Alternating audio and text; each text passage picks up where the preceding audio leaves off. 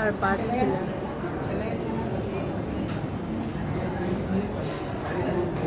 চারিধারটা বেশ অন্ধকার, আকাশ থেকে মনে হচ্ছে এখনও সূর্যের আলো ফুটতে বেশ কিছুক্ষণ সময় লাগবে। মা সামনে যাচ্ছে, বাজে ওই 6টা সোয়া 6টা, কিন্তু রাস্তার ধারে দেখুন বাইকগুলো সারি সারি করে রাখা রয়েছে, কেউ কোথাও নেই, একটাও চুরি হয় না। কিন্তু এটাই না বম্বে। তো সকাল সকাল বেরিয়ে পড়েছি ফ্রেন্ড। গুড মর্নিং সবাইকে। মাকে নিয়ে যাচ্ছি হসপিটাল ডাক্তার দেখাতে। চলুন, আজকে ডাক্তার দেখানো আছে, ব্লাড টেস্ট আছে, সিবিসি টেস্ট আছে। এখানে টোটোগুলো ধরবো না, এরা বহুত বদমাস হয়, এই ধারে ধরবো। টোটো দাঁড়িয়ে আছে, এই টোটোটাতেই ধরবো। এখানে কত বিশ্বস্ত, এই সবজিগুলো এখানেই রেখে দিয়ে চলে গেছে, কেউ নেবেও না, কেউ কিছু নেই। মা আসো আসো, সাবধানে রাস্তা পার হো মা, আসতে করে আসো। দাঁড়াও, গাড়ি যাচ্ছে। একটা তো এটাতেই যাবি।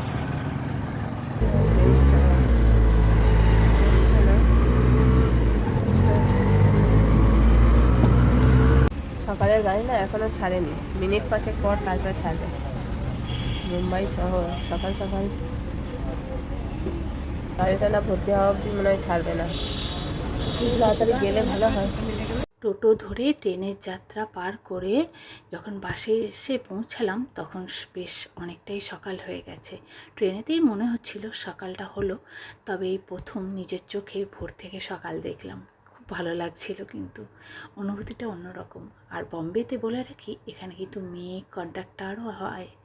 হ্যাঁ, এটা বম্বে শহর না, এখানে সব কিছু সম্ভব। এতক্ষণে বাস ছাড়ছে, বাস স্ট্যান্ড থেকেই মোটামুটি হসপিটালের লাইন নজরে পড়তো। তবে হ্যাঁ, এই লাইন যেটা দেখছেন এটা হচ্ছে খারগার যাবে, যে পেশেন্টরা খারগার যাবে পাশেই বাস রয়েছে, আর আমরা অন্য লাইনে দাঁড়াবো। এই যে এই লাইনটা হসপিটালে ঢোকার লাইন। এই লাইনটা কত বড় হচ্ছে বুঝতে পারছো? আমি এই বাঁ ধারে লাইনে আছি, তারপরে অনেক দূর গিয়ে ঘুরে এসে ডান ধারে লাইনে ঢুকবো, তারপরে আবার ওখান থেকে গিয়ে হসপিটালের ভেতরে ব্লাড টেস্টের লাইন, ডাক্তার দেখাবার লাইন, সব কিছুতেই লাইন। তবে হ্যাঁ, লাইনটা ভালো, কারণ এখানে কোনো ঝামেলা ঝগড়াঝাটি অশান্তি হয় না। আর এই হসপিটালে ঢুকে না তোমার বিভীষিকা লাগবে, আতঙ্ক লাগবে, তোমার খেতে কিছু ইচ্ছা করবে না, এতটাই ভয়ানক এই হসপিটাল। সত্যি এই হসপিটালে যেন কাউকে না যেতে হয়। চলো, ফাইনালি লাইনে দাঁড়িয়ে ব্লাড টেস্টের টোকেন পেয়ে গেলাম। চলো দেখি ওখানে কত ভিড় আছে।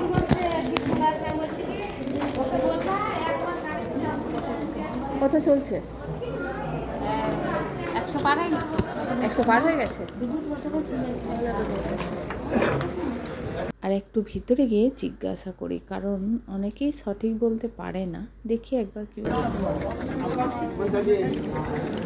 কিতনা চল রা হ্যায়? 155 155 बोला है क्या? अभी नहीं जा रहा, अभी 40 जाएगा। 40 जाएगा, 140। তবে যা বোঝা গেল, মায়ের এখন বেশ দেরি আছে। মাকে যেখানে নিচে বসিয়ে রেখে এসেছিলাম ওখানেই যাই, একটু বসি গা, অনেকক্ষণ পর একটু এখানে এসে খোঁজ নিয়ে মাকে নিয়ে আসবো, কারণ বারবার ওপর নিচ করা খুব কষ্টকর। আর তারপরে এত ভিড়, এখানে বসার জায়গাও নেই। অনেকক্ষণ পর ব্লাড টেস্টের রিপোর্ট বেরোনোর পর তারপরে ফাইনালি ডাক্তারের কাছে চলে এসেছি। আর এখানে মায়ের মুখটা দেখো আতঙ্কে ভয়ে ভরা। আর যদিও ওদের ল্যাঙ্গুয়েজ বুঝতে একটু অসুবিধা হলেও মা সবসময় আমার মুখের দিকে তাকাতো, দেখতে চাইতো আমার কি এক্সপ্রেশন, কিন্তু আমাকেও অনেক সময় সমঝে এক্সপ্রেশন মানে সামলে রাখতে হতো। তো যাকে বলে পাক্কা অভিনেত্রী, আমি কিন্তু অভিনেত্রী নই, কিন্তু তাহলেও আমাকে অভিনয়টা এখানে নিখুঁতভাবেই করতে হতো আমার মায়ের জন্য। তো যাই হোক, আমার মায়ের মধ্যেখানে টয়লেট পেয়ে গেছে, এখানে টয়লেট করাতে নিয়ে এসেছি। বাথরুম খুবই পরিষ্কার এবং হাইজেনিক মেনটেন করা হতো, কারণ এখানে রোগটাই এমন। মাকে টয়লেট করিয়ে একটা জায়গায় ছায়াতে বসিয়ে খাবার দাবার দিয়ে এসে দেখি এত বড় লাইন। আমার তো মাথায় হাত, বাপ রে বাপ, এত বড় কিসের লাইন?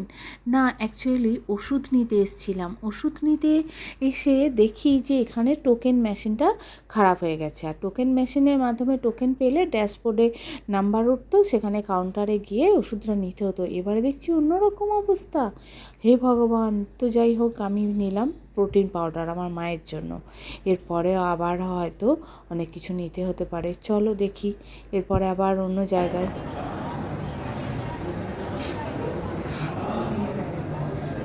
আর পারছি না।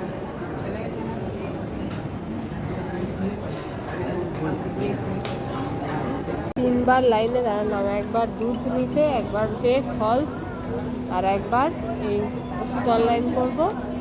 তারপরে অ্যানেক্স বিল্ডিংয়ে 7th ফ্লোরে ফ্রিজিং করে আসবো, তারপরে বাড়ি যাবো। মানে এইখানে এখন মোটামুটি বাজে 5টা 5, এটা মোটামুটি 7:30টার সময় আমি ওষুধটা পাবো। 7:30 8টা, বাড়ি ফিরতে ফিরতে 10টা। দাবাইয়ের এত বড় লম্বা লাইন, মানে প্রচুর বড় লম্বা লাইন, এই লাইনে দাঁড়িয়ে আছি। ধাক্কাধাক্কি করে সামনে এলাম। ফাইনালি আমার বাড়ি, মানে আমার টোকেনের নাম্বার ডেকেছে। তো যাই হোক, এবার পেয়ে যাব, খুবই আনন্দ লাগছে। আর 2 ব্যাগ হবে আমার ওষুধ। আর এখানে যদিও ভিডিও চলে না, আমি লুকিয়ে লুকিয়েই করেছি। কিছু ওষুধের মধ্যে থাকবে ফ্রিজিং, মানে অ্যানেক্স বিল্ডিংয়ের 7th ফ্লোরে আমাকে রেখে আসতে হবে। কাল মায়ের কেমো আছে, আর কিছু আমাকে সঙ্গে নিয়ে আসতে হবে বাড়ি নিয়ে। ফিরতে সন্ধ্যে, আর বাসের অপেক্ষায় নেই, কোনো গাড়িও নেই, দেখা যাক কি হয়। বাসও আসছে না। ঠিক এরকম সন্ধ্যেতেই বেরিয়েছিলাম, আবার সন্ধ্যেতেই ঢুকছি, মানে অন্ধকারে বেরিয়েছিলাম, অন্ধকারেই ঢুকছি। যাই হোক, বাড়ি যাই, খুব ক্লান্ত লাগছে। হসপিটালে ঢুকে কখন সকাল থেকে সন্ধে গড়িয়ে যেত তা বোঝাই যেত না। আর যখন ক্লান্ত শরীর নিয়ে মাকে নিয়ে গাড়িতে ক্যান্সার কম্পার্টমেন্টে উঠতাম, মা একটা জায়গা পেলেও আমার জায়গা পাওয়া হতো না। আমাকে এই ক্লান্ত শরীর নিয়ে এরকম দাঁড়িয়ে থাকতে হতো। আর মায়ের দূর থেকে মুখ চোখ দেখে বোঝা যেত মায়ের বুকটা ফেটে যাচ্ছে কষ্টে আমার জন্য, বুঝতেই পারতাম সবই। যাই হোক, ঘরে ফিরে মায়ের একটু পাটা টিপে দিচ্ছি। মাও তো সারাদিন কষ্ট করেছে না, মা তো অসুস্থ, আমি তো সুস্থ। তো যাই হোক বন্ধুরা, বোন ওধারে খাবার দাবার বানাচ্ছে, খাবো দাবো আর শুয়ে পড়বো। প্রচণ্ড ক্লান্ত আর ভাল লাগছে না, মনে হচ্ছে একটু শুয়ে পড়ি। তো তোমরা সকলে ভালো থেকো, সুস্থ থেকো, টাটা বন্ধুরা।